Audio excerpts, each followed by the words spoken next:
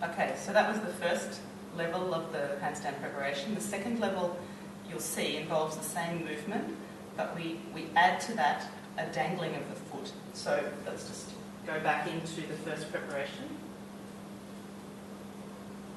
We find a quite tight dog pose, and then making sure all the fingers are working.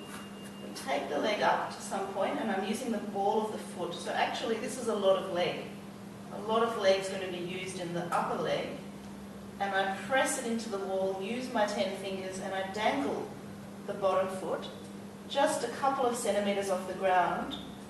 But really you can see that I'm sort of in my upper body in a handstand preparation. But I can't hurt myself or fall anywhere because the foot would just come down.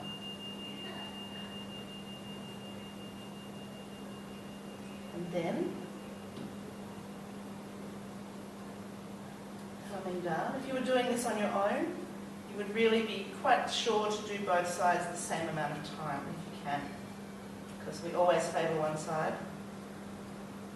So here I found the ball of the foot. I'm using the inner leg to press into the wall through the big toe, and then I'm dangling the foot.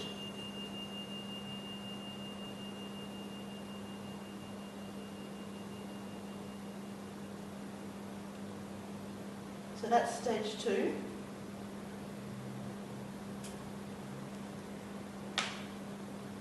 And I'll show you stage 3 now, while we're here. So at the same distance, we're going to attempt to find, and my cameraman can tell me when I found it, we're going to attempt to find exactly the square point, the distance our hips would be from the ground, and we're going to move into the sort of handstand-looking practice. Now this is actually the heaviest practice in a way. Handstand itself is much lighter. So this is the hardest thing we do as a kind of over-engineering before the actual pose of handstand. So we go back into it again.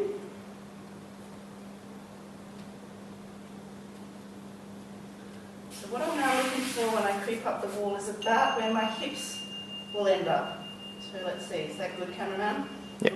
Alright.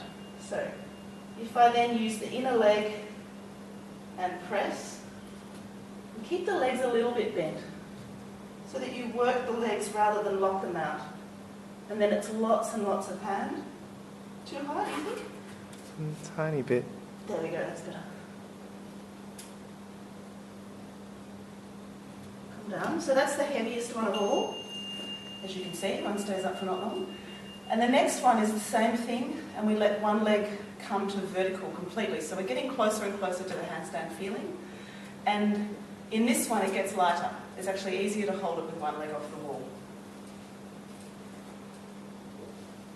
So this is the final one before actual handstand happens.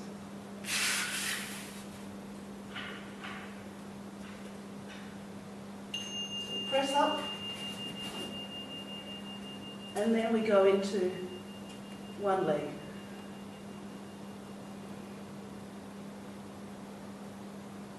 Using the hands a lot, keeping the weight in the front of the hand, not towards the wrist.